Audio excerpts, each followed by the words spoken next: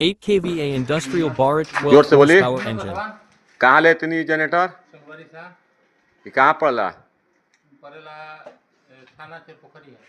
पोखरी थाना ये पीरो में पड़ता है।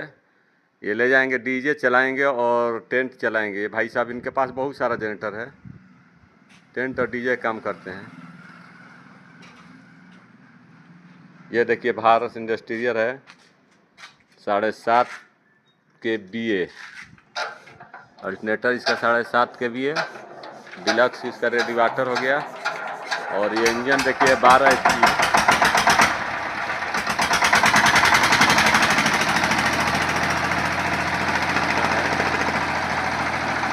तो लेने के लिए आप आइए Bombay machinery, GT road, Sasaram, near railway station.